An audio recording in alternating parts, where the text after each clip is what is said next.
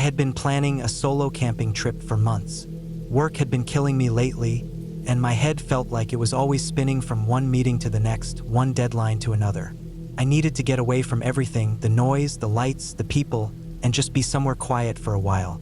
I picked a spot deep in the national forest, not too far from where I lived, but far enough that I wouldn't have any cell service. That was the whole point. No calls, no texts, no emails. Just me, the woods, and time to slow down a little. I packed up my little Honda with everything I thought I'd need. Tent, sleeping bag, food, water, small camp stove, a couple of good knives, my old heavy flashlight with fresh batteries, some fire-starting gear, basic first aid supplies. I even brought my old hiking boots, ones I had worn down over the years but still trusted more than any new pair. I didn't plan on doing a ton of hiking anyway, just enough to find a good spot off the trail, a place where I could set up camp and not see another person for a few days. I drove out early on a Thursday morning. I figured if I started the trip during the week, there'd be even fewer people around. It took about 2.5 hours to reach the forest, and once I got there, I left my car in the lot near the main trailhead, locked it up, double-checked my pack, and started walking. The first few hours were great. The sun was bright, the trees were thick and green, and the air smelled clean, like fresh pine needles and dirt. Every now and then, I'd pass a bird hopping between branches or a squirrel darting across the path, but other than that, it was just the sounds of the woods, the wind moving through the trees, the distant rush of a creek somewhere. I hiked for a while, maybe 3 or 4 miles, and then I left the trail completely. I wanted real solitude. I turned off into the woods, moving slowly and carefully, making sure I wouldn't get lost. I had a compass and a good idea of where I was going. I'd studied the map a bunch of times, and I knew how to keep track of my direction by the sun when I needed to. It took about an hour of walking through the brush before I found a spot I liked.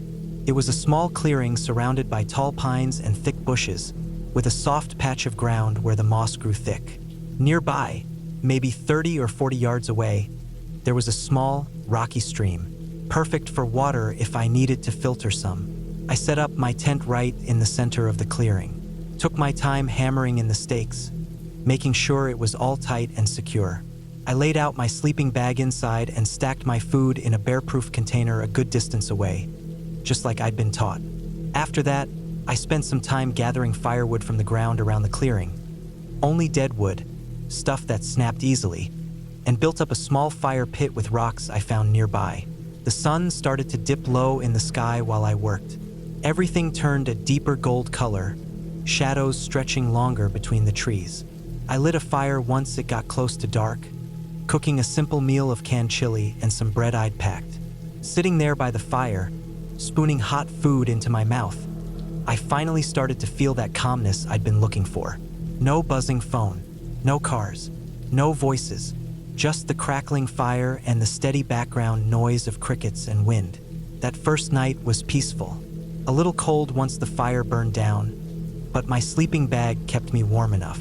I woke up a couple of times in the middle of the night to small sounds outside, branches snapping, leaves rustling, but it didn't bother me. Normal forest sounds, animals moving around. I rolled over and went back to sleep. The next day, I spent exploring the woods around my camp. Nothing crazy, just short walks in different directions to get a feel for the area. I found some deer tracks by the stream and even saw a rabbit sprinting through the underbrush when I got too close. The weather was perfect, cool but sunny, with just enough breeze to keep the bugs down. I built another fire that evening and ate a little more of my packed food. Afterward, I sat by the fire for a long time, just listening to the night sounds.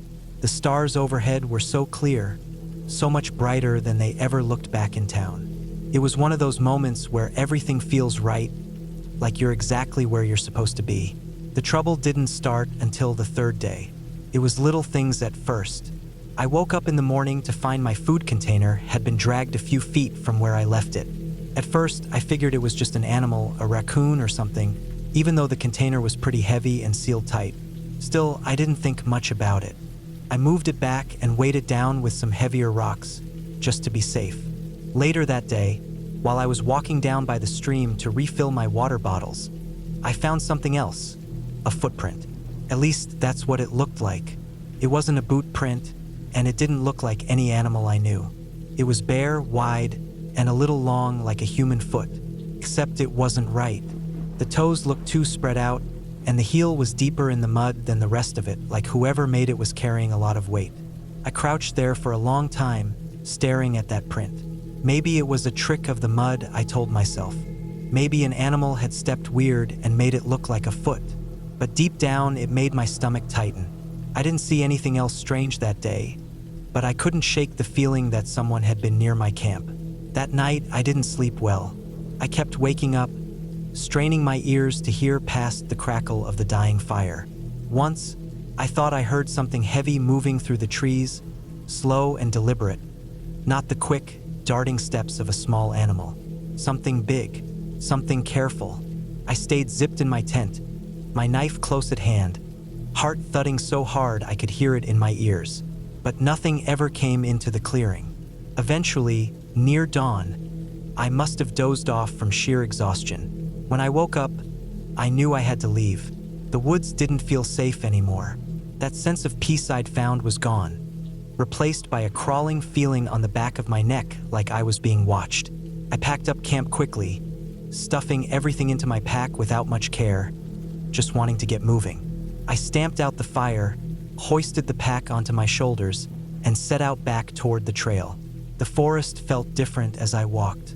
The trees seemed thicker somehow, the brush rougher, harder to push through, and it was quiet, too quiet. Even the birds seemed to be gone, the usual chatter and chirping replaced by an empty silence. I kept checking behind me as I walked.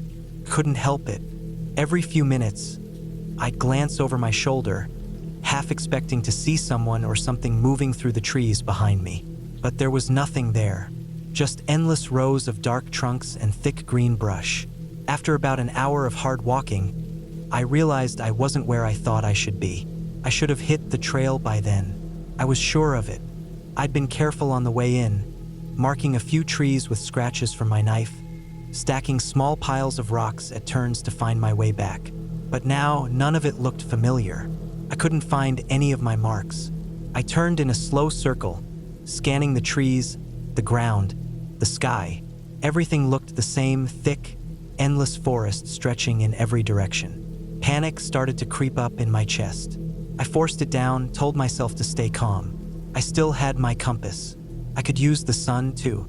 I pulled the compass out of my pack, checked the direction, and started walking again, moving steadily west, the way I knew the trail should be. But no matter how far I went, the forest didn't change.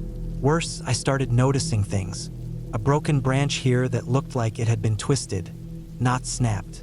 A pile of rocks that looked like it had been arranged deliberately into a rough shape, not natural. Once, I found a length of what looked like animal sinew or rope tied between two trees at ankle height, almost like a tripwire.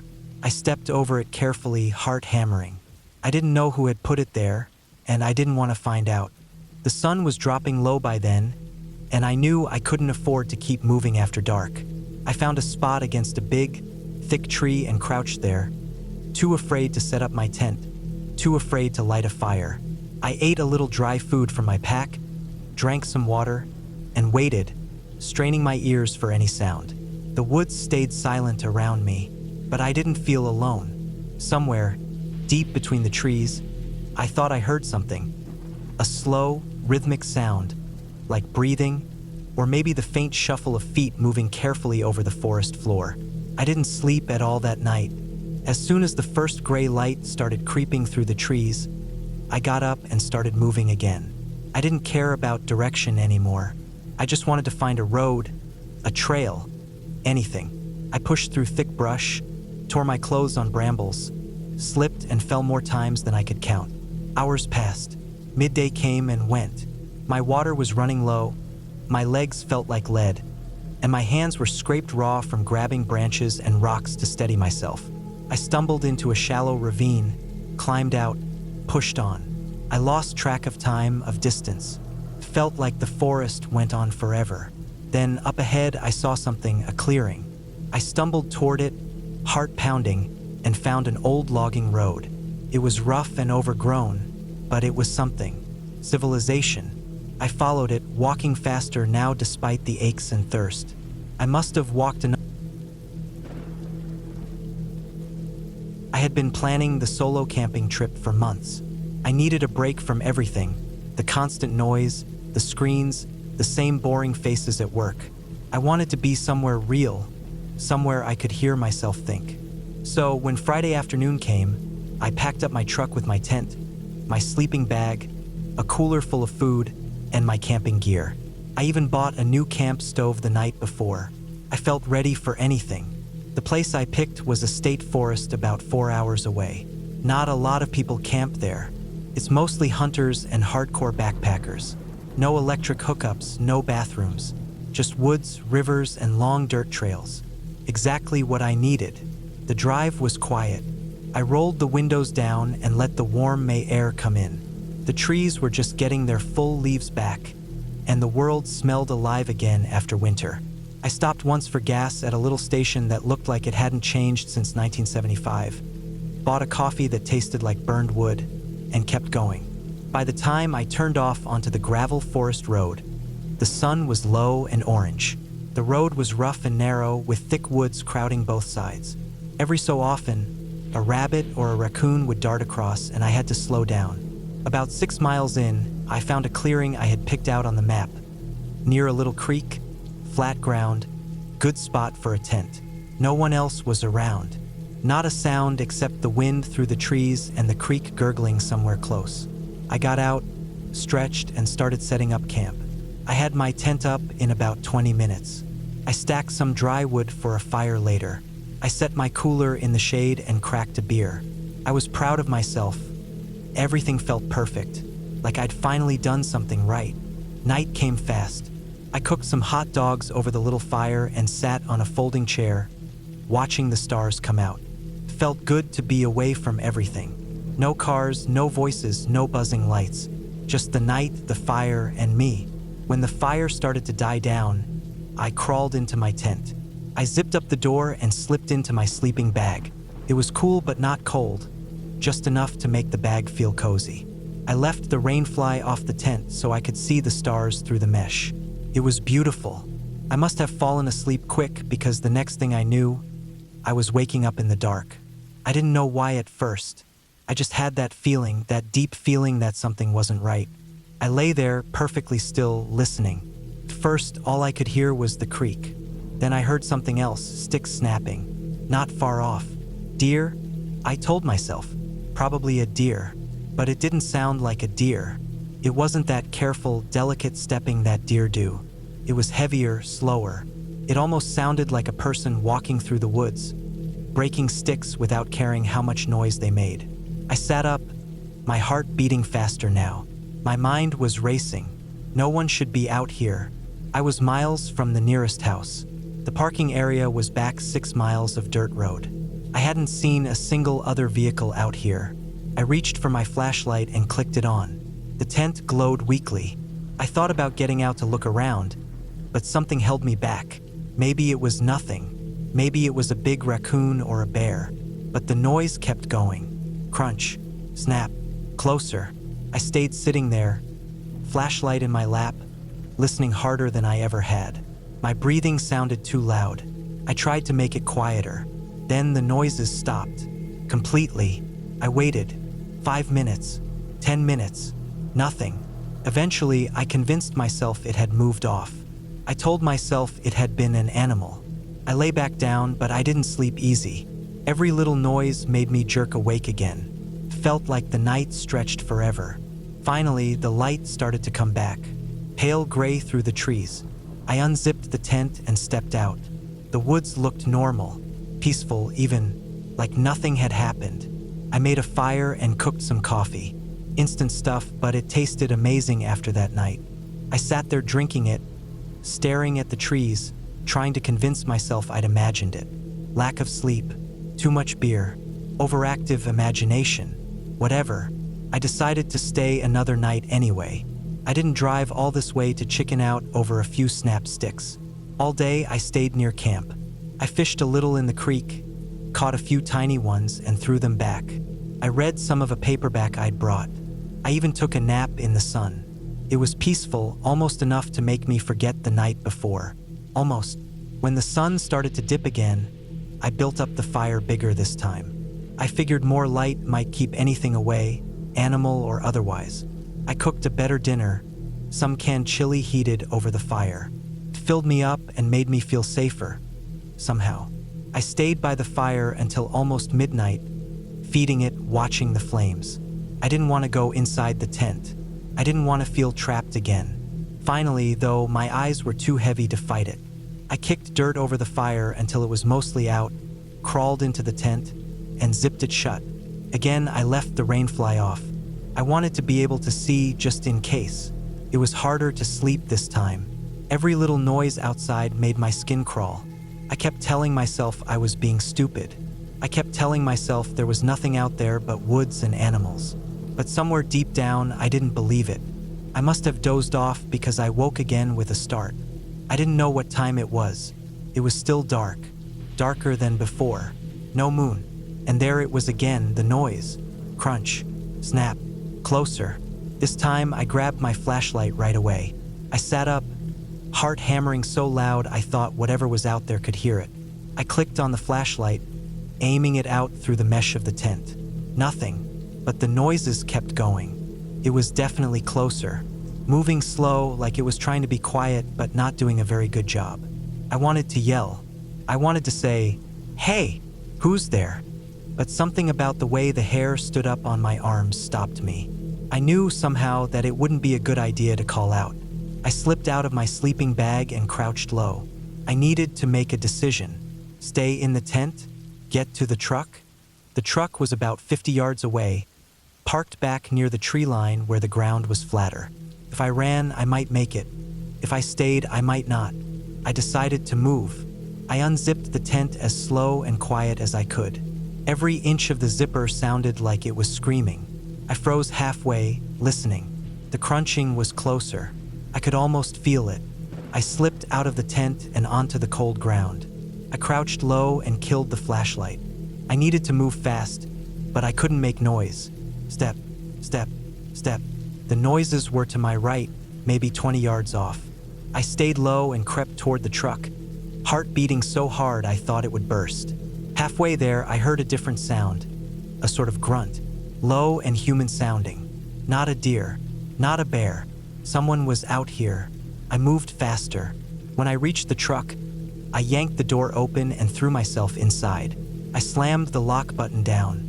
I fumbled for the keys in my pocket, hands shaking. I jammed the key in the ignition. The engine roared to life, louder than I expected. In the headlights, the trees stretched out like bony fingers. Nothing moved. I jammed the truck into reverse and spun around, spraying gravel.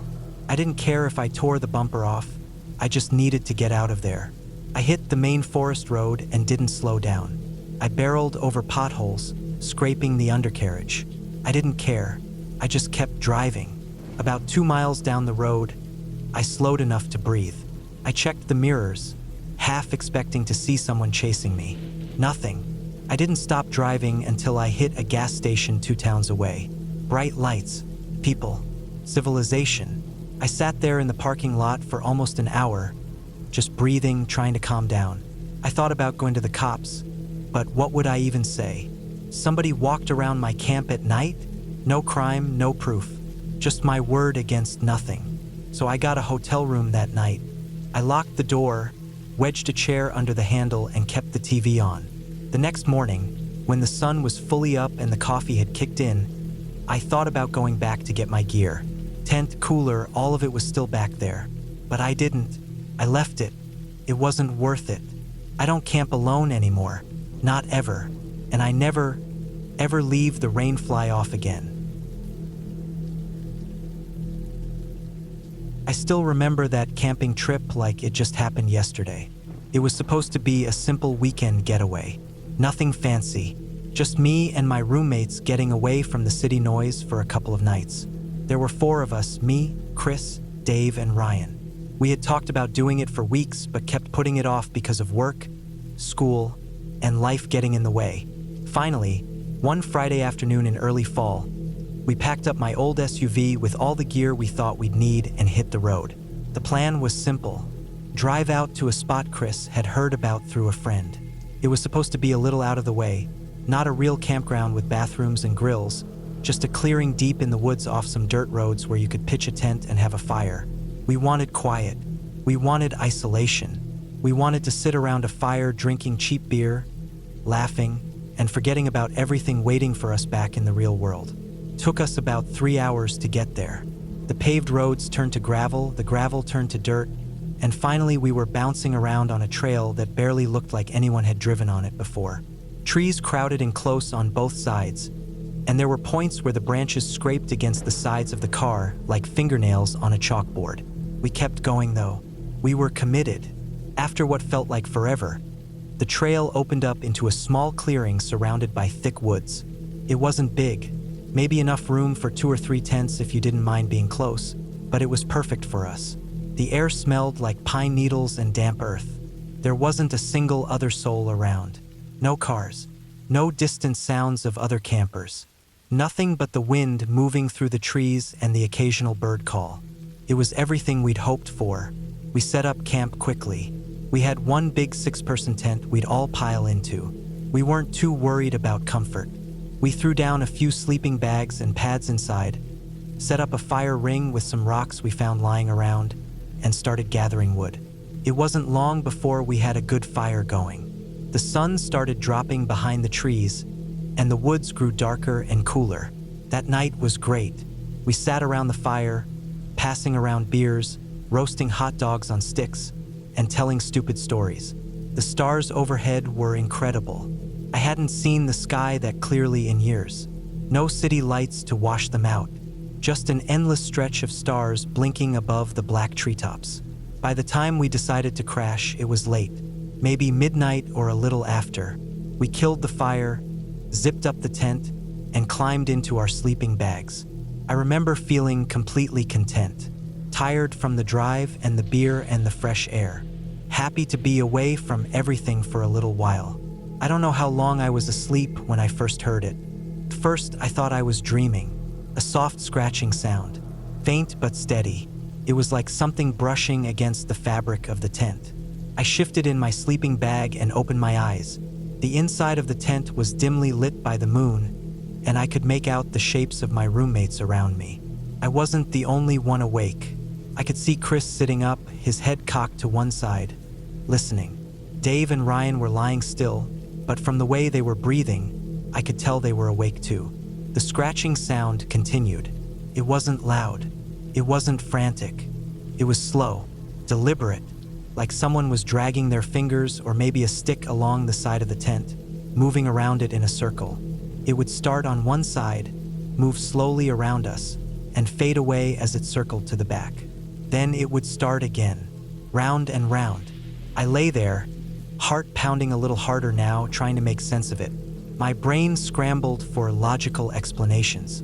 Maybe it was the wind, but the air had been still all night. Maybe an animal, a raccoon or something, but the movement seemed too steady, too purposeful.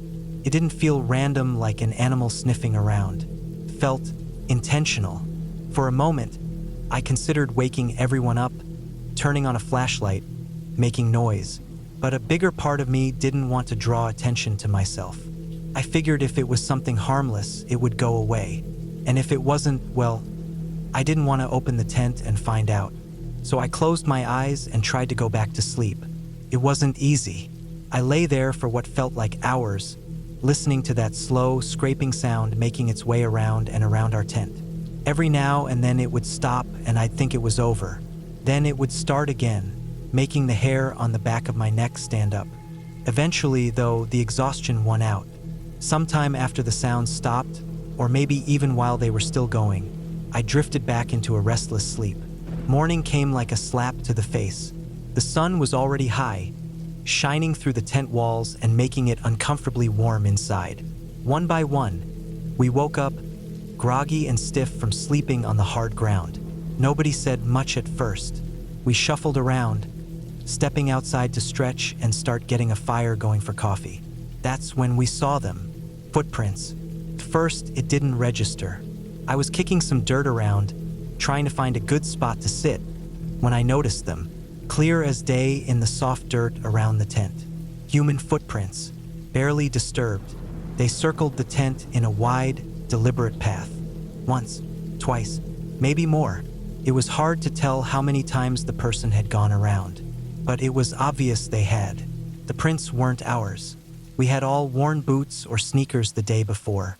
These were different, narrower, deeper in some places, lighter in others, like whoever it was had been moving slowly, carefully. We all just stood there, staring at them for a while. None of us said much. What was there to say? The evidence was right there at our feet. Somebody had been out there in the woods with us. Somebody had walked around our tent in the middle of the night while we were all zipped up inside, fast asleep or pretending to be. It was a sickening feeling, realizing that while we had been vulnerable and unprotected, someone or something had been just inches away, separated from us only by a thin layer of nylon. We spent the rest of that morning in a weird, tense silence. Nobody made any jokes. Nobody suggested we stick around another night. We broke camp quickly, barely speaking, stuffing our gear back into the car with shaky hands. The drive back to town was quiet. No music, no talking, just the steady hum of the tires on the dirt road and the occasional rattle of loose gear in the back. It wasn't until we were back on the highway, hours later, that I finally let myself relax a little. But even then, I kept glancing in the rearview mirror, half expecting to see someone following us down the road. I still think about that night sometimes, about how close we came to something we'll never fully understand. Whoever it was, they didn't try to get into the tent. They didn't leave any signs beyond the footprints. But their intentions, that's what keeps me awake some nights. Were they just messing with us? Playing some sick joke? Or were they waiting for something? Watching to see if we would come out? There's something about being that exposed, out in the middle of nowhere with no locks, no doors, no walls, that changes you. It makes you realize just how thin the line is between safety and danger, how quickly things can turn. We never went back to that spot. None of us even brought it up. It was like an unspoken agreement. We had gotten lucky. We had made it out unharmed. No reason to push our luck. After that trip, I started taking camping a lot more seriously. I don't go to remote spots anymore, not unless there are other people around. I triple-check the locks on my tent zippers. I keep a flashlight and a knife within arm's reach when I sleep outdoors. Maybe it's overkill. Maybe it's not. I guess you never really know what's out there until you hear it scraping against your tent in the middle of the night. I had been looking forward to the backpacking trip for months. It was something we had been planning since early spring, tossing around dates and locations during long nights sitting around the kitchen table in our rented house. There were 4 of us, me, Kevin, Mark, and Tyler. None of us were seasoned backpackers, but we had enough weekend hikes and rough camping trips behind us to at least feel like we knew what we were doing. The plan was simple. Head out Friday morning, drive about 3 hours north to a state forest area we picked mostly for its remoteness and the fact that it wasn't too popular. We weren't looking for a campground with fire pits and paved spots. We wanted to hike in a few miles, find a clearing, set up, and stay for 2 nights before hiking back out Sunday morning. Friday went smoothly. The drive up was long but uneventful. We stopped for gas once and grabbed some sandwiches from a gas station deli. The weather forecast wasn't perfect. Scattered storms were expected late Friday into early Saturday, but we packed rain gear and extra tarps, figuring we could handle a little rain. We parked at a small lot that served as the trailhead and started our hike in around noon. The trail itself was beautiful, weaving through thick woods with tall pine trees that cut the sunlight into strips. The air smelled sharp and clean, and the only sounds were the crunch of our boots and the occasional call of a crow somewhere high above us. After a couple of hours of hiking, we found a spot that seemed perfect. A natural clearing set back from the trail by about 50 yards. The ground was mostly flat, and a huge fallen log nearby would make a good bench. We decided this would be home for the weekend. We set up camp carefully, each pitching our tents close together in a rough semicircle around a stone fire ring someone else had built years before. We collected wood, stacked it up for later, and got a fire going while the sun still hung above the trees. Dinner was simple, instant noodles and some trail mix, and we sat around the fire into the early evening, talking about nothing important. Around 9 p.m., the first rumbles of thunder rolled in. We were prepared, though. Rain flies were tightened down, gear was stashed inside the tents, and anything that could get wet was already bagged. By 10, the rain had started. Not just a light drizzle, but a hard, steady downpour. The kind that drums against your tent like 100 little fingers tapping in chaos. The thunder cracked loud enough to rattle your teeth. The storm was bigger than we had expected, and I found myself lying there in my tent, staring at the sagging fabric above me, listening to the constant rattling of the rain and the occasional groan of the trees around us. I remember glancing at my watch once, seeing it was a little after 10, and telling myself to just sleep through it. Eventually, the sound of the rain became a kind of white noise, and sometime after midnight, I drifted off. When I woke up, it was morning. The rain had stopped sometime during the night, and the air had that wet, washed-clean smell it gets after a big storm. My tent was still standing, though a little saggy from the weight of the water it had collected. I unzipped the flap and stepped out into the gray morning light. Kevin was already up, crouched by the fire pit trying to coax some life into the damp wood. Mark was standing a little ways off, brushing his teeth by a tree. Tyler was sitting on a log, rubbing his eyes and yawning. All of that seemed normal. What wasn't normal was the extra tent. At first, I thought maybe my mind was playing tricks on me. Maybe I was just still half asleep and seeing things wrong. But no, it was real. A small, green, dome-style tent sat a few feet away from ours, like it had always been there. I stared at it for a few seconds, waiting for my brain to come up with some rational explanation, but nothing made sense. I didn't remember hearing anything last night. No voices, no footsteps, no zipper sounds, nothing over the pounding of the rain. And even if someone had hiked in, why would they set up their tent so close to us? There were miles of forest around. It didn't add up. The others had noticed too. I could tell by the way they kept glancing at the tent while trying to act casual. After a few minutes, the zipper on the mystery tent moved, and a guy climbed out. He was probably in his early 30s, with short dark hair and a rough beard. He was wearing a weather jacket, the kind you pick up at an army surplus store, and cargo pants that were soaked from the knees down. He looked rough around the edges, but smiled like he was just another camper out enjoying the woods. He nodded at us and started boiling water over a small backpacking stove he must have set up inside his tent. Everything about him said he was just another backpacker. His gear was legit, not cheap stuff you pick up last minute, but real, broken-in hiking equipment. Still, it felt wrong. We tried to go about our morning routine, cooking some oatmeal and sipping weak coffee, but it was impossible to ignore the fact that this guy had somehow appeared during the night without us noticing. The storm had been brutal, sure, but we were all light sleepers. A man setting up camp a few feet away should have woken at least one of us. As the morning wore on, we decided we weren't going to let it ruin the trip. Maybe he had gotten caught in the storm, panicked a little, and seeing our tents had decided to set up nearby for safety. It was a little weird, but not impossible. The more you think about being deep in the woods alone during a violent storm, the more you understand making decisions out of fear. We packed up our day packs after breakfast and planned a short hike to a nearby overlook we had seen on the map. The guy didn't interact with us much, and when we left, he was sitting by his tent, eating something out of a foil packet. The hike helped shake some of the weirdness off.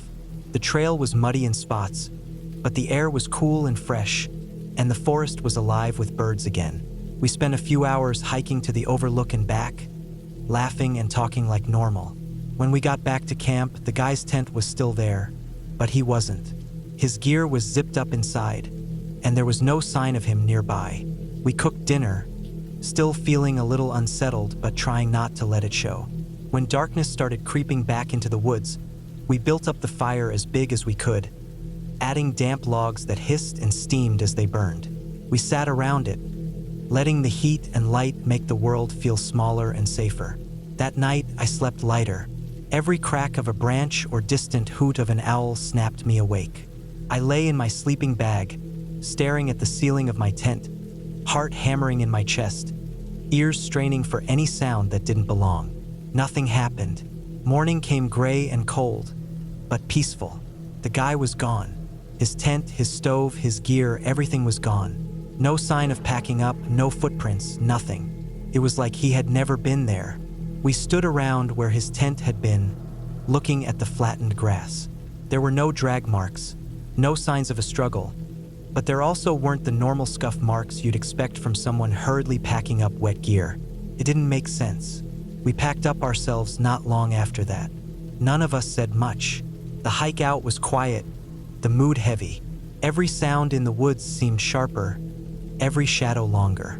When we finally made it back to the car and loaded our gear, I felt a huge sense of relief. I didn't even care about the damp smell or the mud caked to my boots. I just wanted to be back on a paved road, driving away from those woods. On the ride home, I kept turning the whole thing over in my mind.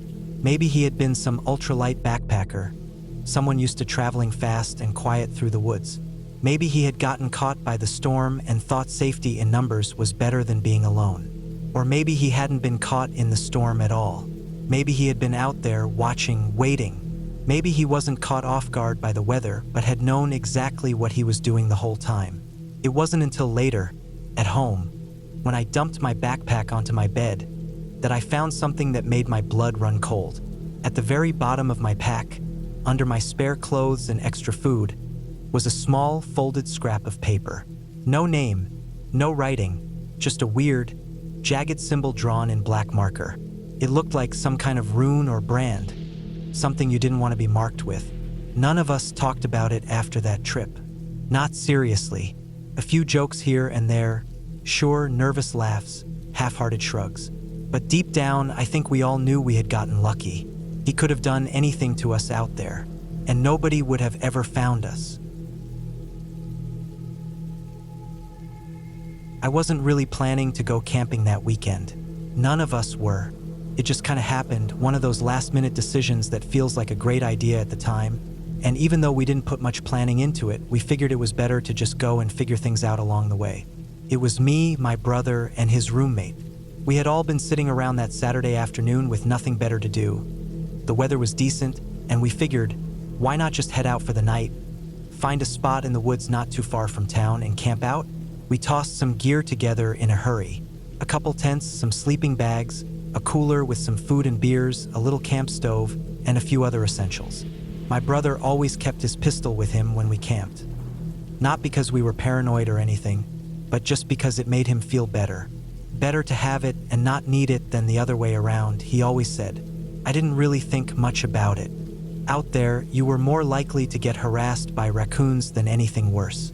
The sun was already starting to dip when we got out to the spot we picked. It wasn't anything special, just a little clearing off a fire road, maybe a 20-minute hike into the woods. It was a place my brother and I had camped a few times before. We knew it was quiet, out of the way, and not too far from the road if we needed to bail out for any reason. The roommate hadn't been out there with us before, but he didn't seem too worried. We parked the truck on the shoulder, grabbed our stuff, and started the walk in. By the time we got there and set up the tents, it was already dark. The trees were heavy overhead, real thick, and the only light we had was from our headlamps and the little camp lantern we brought. We set up our tents next to each other, just enough distance to not feel crammed together, but close enough that we could talk without shouting. After getting the tents up, we made a little fire and sat around it for a while, talking and drinking a few beers. It was nothing wild, just the kind of lazy conversation you have when you're out in the woods and there's nothing to distract you except the crackle of the fire and the hum of bugs in the trees. The weather was calm at first, but around 10 or 11 it started to get windy. Big gusts that came out of nowhere, making the trees creak and sway above us. It got cold fast too, colder than I expected. We killed the fire a little earlier than we probably would have otherwise and climbed into our tents to get some sleep. I remember lying there, bundled up in my sleeping bag, listening to the wind whipping through the trees. It wasn't raining yet, but the way the wind was picking up, it felt like a storm was on the way. I could hear the fabric of the tent snapping a little in the gusts, and every once in a while some branch would creak loud enough that I'd half expect it to come crashing down on us. Still, I was tired enough that after a while, I stopped thinking about it and just drifted off. I don't know how long I was out. Could have been an hour, maybe 2. All I know is that I woke up all of a sudden, not from any sound exactly, but from this strange feeling that something was wrong. It was one of those wake-ups where you're not even fully aware at first, you just know you're awake and there's something not right. I lay there for a second, listening. At first it was just the wind, still blowing hard, and the occasional snap of a branch or rustle of leaves. But then, underneath that, I started hearing something else. Something heavier, closer. It was this clumsy, crashing kind of noise, like someone blundering through the woods without any care about the noise they were making. Twigs snapping, leaves crunching. And then, above that came shouting. Not words exactly, just raw yelling. It wasn't angry or scared. It was more wild and sloppy, slurred, like whoever it was wasn't in their right mind at all.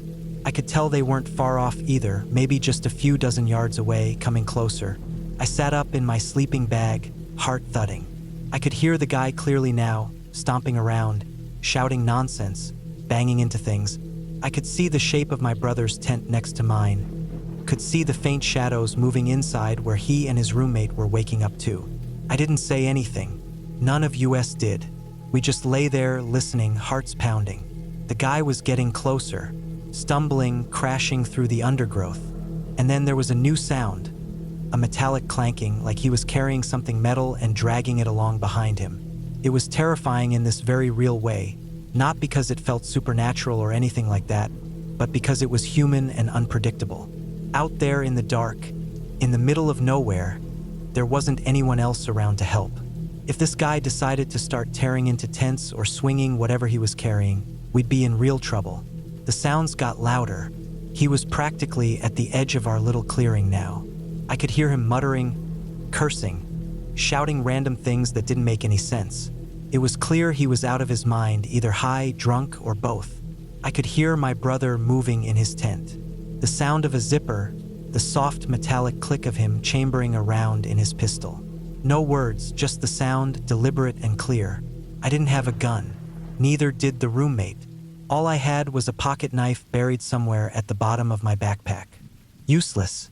I just sat there, frozen, straining to hear everything, every small noise, trying to figure out what was happening without making a sound myself. The guy stomped into the clearing. I could hear his footsteps clearly now, heavy and uneven. He banged into something, one of our coolers maybe, and cursed loudly. Then he started moving toward the tents. It was insane. This guy, just some random stranger, high out of his mind, wandering into our camp in the middle of the night. I could feel the tension so thick it was like I could touch it. Every sound seemed way too loud.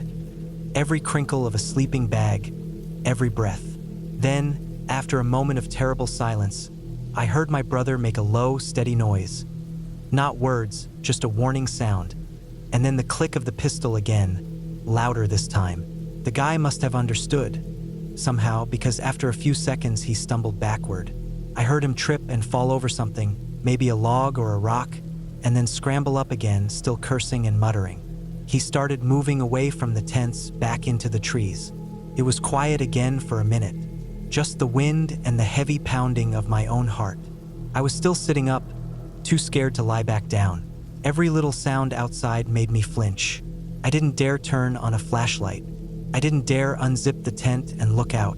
We sat like that, all of us just waiting, barely breathing. And then we heard sirens.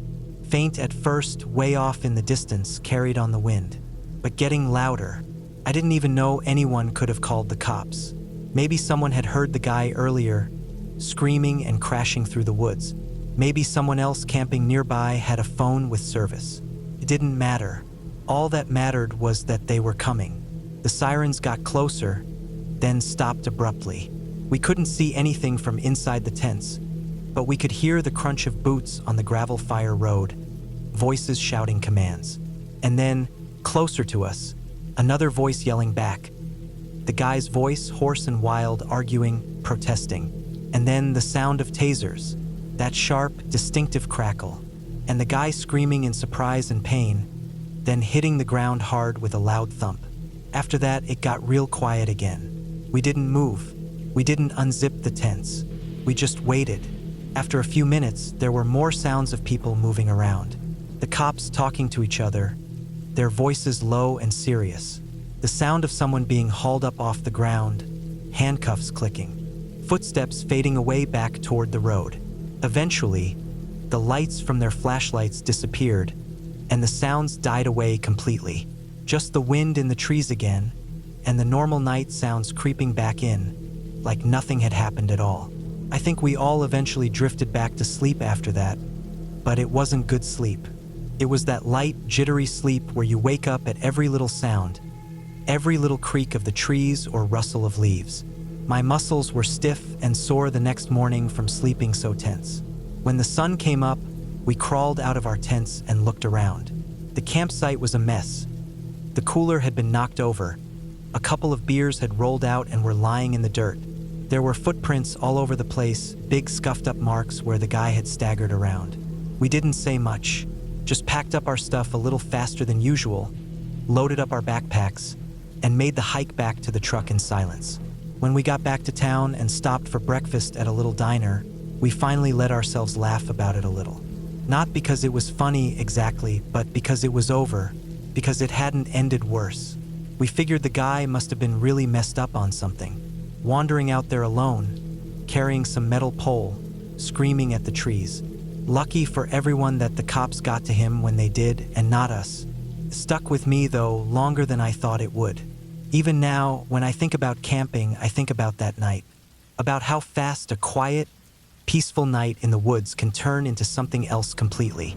About how vulnerable you really are out there, with nothing between you and the rest of the world but a thin nylon tent wall. It didn't scare me off camping for good, but it made me a little less trusting, a little more cautious, a little more aware that out there in the woods, it's not the animals you need to worry about, it's the people. I guess it all started just like any other desert trip. My uncle has always been a big dirt bike guy. Ever since I was a kid, he was either working on some old beat-up bike in the garage or loading up his trailer to head out for another weekend in the desert. It's kind of his thing. His friends are all into it too, and it's not really surprising when you think about it.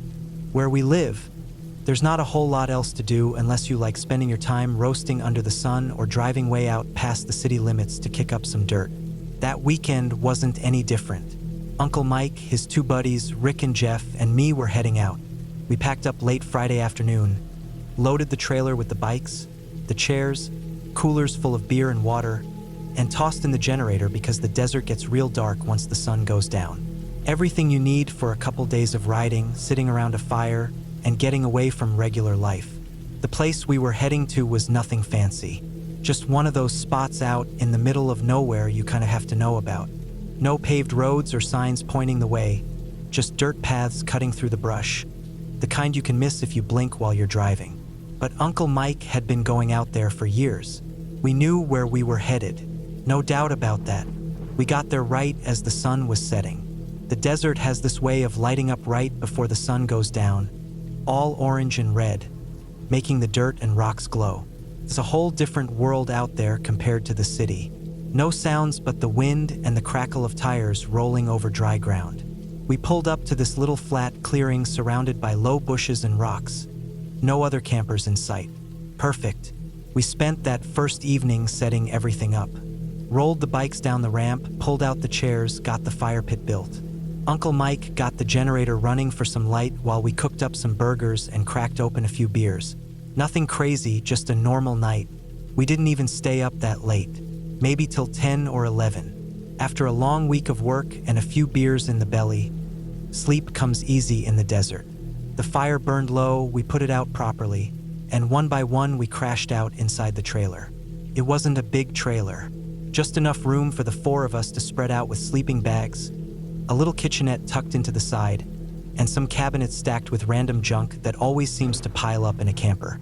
The night was quiet, no animals stirring, no distant engines rumbling, just a deep, heavy stillness that settles out there sometimes. That thick desert air when it cools down and the stars come out like pinholes in black cloth. I must have fallen asleep fast because next thing I knew, it was morning. I woke up to the sound of the door creaking open, not slamming or anything, just that soft metallic whine of old hinges needing grease. I rolled over, still half asleep, and saw Uncle Mike pulling on a hoodie and stepping outside. The generator always needed starting in the morning, and that was kind of his ritual. Coffee first, generator second. I laid there for a bit longer, not really wanting to move yet, feeling the slight chill in the air that you only get early in the desert mornings. You could always tell it was going to get hot fast, but there was that little window of cool air that felt good on your skin. Then I heard the weirdness start. First, it was just silence. I figured Uncle Mike was messing with the generator, maybe pulling the cord, maybe cussing a little under his breath like he always did when machines didn't listen. But after a minute, when I didn't hear the familiar engine rumble of the generator kicking on, I started to wonder what was up. I heard footsteps, not fast, not loud, just slow, crunching steps on the gravel. Then nothing for a few seconds. Then another step. It was like someone was standing out there trying to be quiet but not doing a good job. Something in me said to stay still, so I just laid there with my eyes half open, listening. Through the thin walls of the trailer, I could hear Uncle Mike moving around outside, but he wasn't talking or shouting, just moving, like he was circling something. Then I caught the faint smell of the fire pit from last night. Even though we had poured water on it, a little smoke must have started up again with the morning air. After what felt like forever, I finally got up, stretched, and stepped outside to see what was going on. The first thing I noticed was that the fire pit was smoldering, little wisps of smoke curling up into the air. The second thing I noticed was the guy sitting in one of our folding chairs, not 5 feet from the trailer. Caught me so off guard I just stopped. He wasn't doing anything, just sitting there. His head slumped down like he was passed out or maybe asleep sitting up. His clothes were dirty, jeans and a torn t-shirt, boots that looked like they had seen better days. His hair was all matted and his hands dangled loosely over the armrests of the chair. No backpack, no gear, no vehicle anywhere nearby. Out here, people don't just walk around. It's not like a city park where you might stumble onto someone's picnic.